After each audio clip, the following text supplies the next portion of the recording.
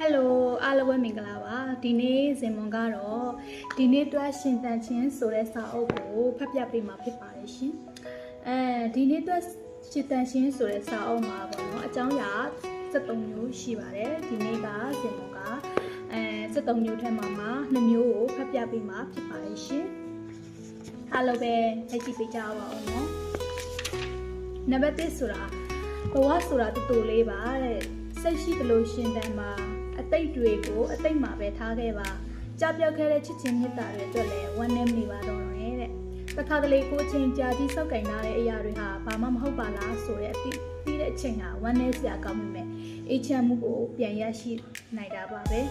မိတ်ဆွေတူတွေကိုဝေးကရှောင်းခိုင်းသွားတဲ့ကြောတွေကိုငေးကြည့်မနေနဲ့မတူညီတဲ့သဘောတွေကိုမတူညီတဲ့အတိုင်းပဲလက်ခံပေးလိုက်ပါချန်နာခဲ့ဖို့လိုလားတဲ့အခါမှာချန်နာခဲ့လိုက်ပါကြံခဲ့ပေးပါလို့တောင်းဆိုတဲ့ခိုင်မှာလည်းတည်တည်ငြိမ်ငြိမ်ပဲကြံခဲ့ပေးလိုက်ပါငါတို့တတ်နိုင်တာပါများရှိလို့လေအနာဂတ်တွေရမ်းမောင်လာတဲ့အခါကိုချစ်တလန်းစာကိုပဲသိချအာရုံစိတ်ပြီးရှောက်လန့်ပါဒီနေ့တက်ကောင်းကောင်းရှင်တန်ရဲ့အသက်ကိုဝဝရှူပါလောကကြီးကိုခဏခဏပြင့်တင်နေနဲ့တော့လောကကြီးဟာလည်းလူသားတွေကိုစိတ်ကောင်းနေလောက်ဖြစ်နေအရှုံးမပေးဘူးနော်ငါတို့ဘဝအတွက်တော့ဒါကတော့အကြောင်းအရာတစ်မျိုးပဲဖြစ်ပါလိမ့်ရှင်နောက်ထပ်အကြောင်းအရာတစ်မျိုးကိုဆက်သွားပါမယ်အရာအလုံးကိုတိတ်ကနေအစပြန်စနိုင်တဲ့ထိတန်မှာပါဒီစကားဟာလွယ်ကူတဲ့စကားတော့မဟုတ်ဘူး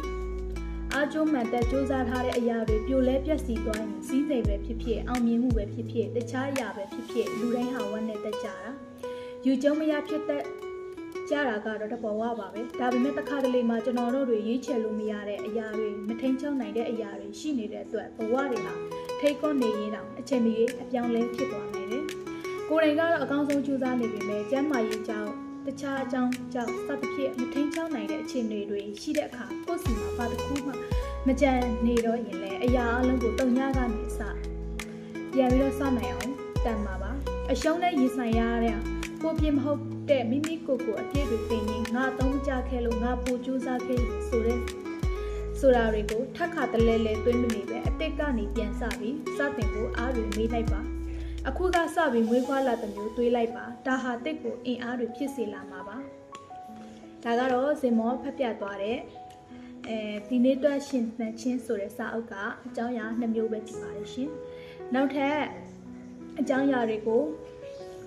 ထပ်ပြီးတော့လာမှာမို့ဇင်မောရဲ့ channel တွေကို subscribe လေးလုပ်ထားပေးပြပါဦးနော်အားလုံး bye bye